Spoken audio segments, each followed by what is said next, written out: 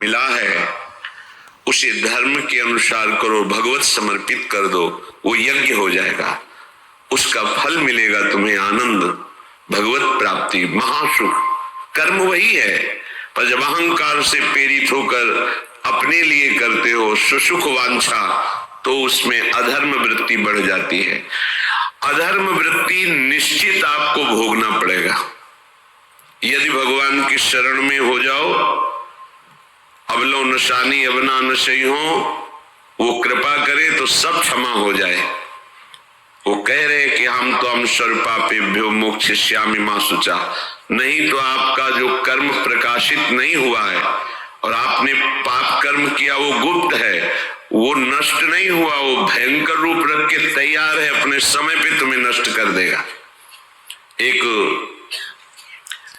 45-50 वर्ष की अवस्था के थे, अब उनको ज्ञान हुआ कि हमारे द्वारा बहुत अधर्म हुए हैं, अब सब छोड़ो, अब सत् कार्यों में लगो।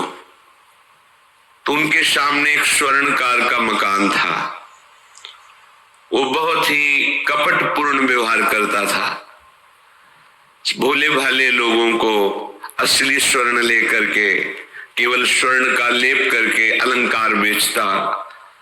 अगर कोई जानता तो कुछ राज कर्मचारियों को अपने लेने के अधीन की हुई था और उसको कुछ नहीं होता।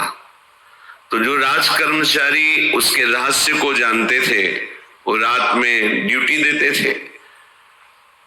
उन लोगों ने सोचा कि इतना धन इसने इकट्ठा किया है, अगर हम इसको मार देते हैं और इसका स्वर्ण ले लेते हैं तो कोई रिपोर्ट करने वाला भी नहीं होगा और हम बहुत धनी हो जाएंगे।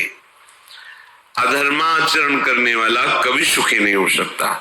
स्वर्णकार अधर्म आचरण कर रहा था तो उसके अधर्म आचरण में सम्मिलित होने वाले राज कर्मचारियों ने उसे मार दिया, उसका स्वर्ण ले लिया, धन ले लिया और उसे बॉक्स में बंद करके वो निकल ही रहे थे कि वो जो धर्म पे चलना ठाना था उन्होंने देख लिया, बाहर निकले, उनका ये क्या है, अब वो तो फंस गए क्योंकि बॉक्स में उसकी लाश थी और सब बैग झोला में स्वर्णाभूषण धन था।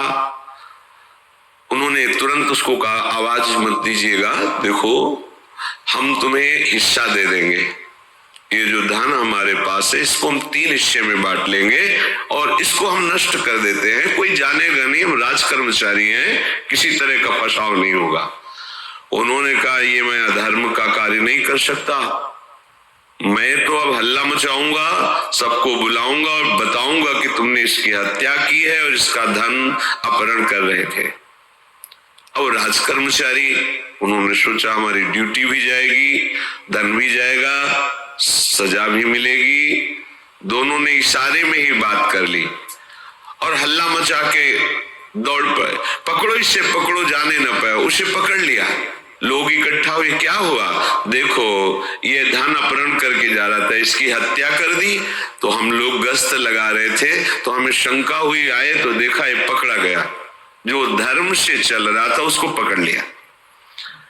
अब तो प्रमाण, राज कर्मचारी खुद गवाही देने के लिए तैयार, उसे बंद किया गया, मुकदमा हुआ। वो बार बार जज के सामने यही कहता था, जिसकी कसम खवाओ हम कसम खा लेते हैं, हमने बिल्कुल ये कार्य नहीं किया, ये लोग ये कार्य कर रहे थे, हमने इनको रोका तो इन्होंने मुझे साझेदारी के लिए, पर मैंने वो स्वीकार नहीं किया तो फिर इन्होंने ऐसा किया, पर उसकी कौन बात माने। राज कर्मचारी गवाही, मुकदमा लंबा खिंचा, उसे जेल में रखा गया। हर बार आके वो यही प्रार्थना करता, कई वर्ष तक चलता रहता मुकदमा, जेल का उसे बड़ा कष्ट भोगना पड़ता।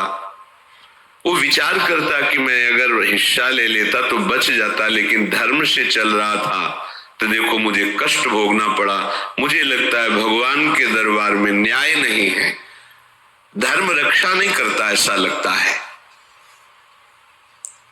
एक दिन आया और रो करके यही बात कही जज के सामने कि मुझे लगता है भगवान नहीं है।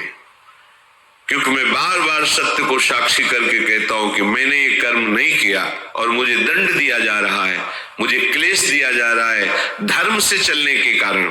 अगर मैं सम्मिलित हो जाता तो मुझे तीसरा हिस्सा मिलता और बिल्कुल बात शांत होती।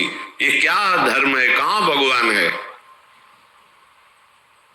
जज ने इस पर गौर किया।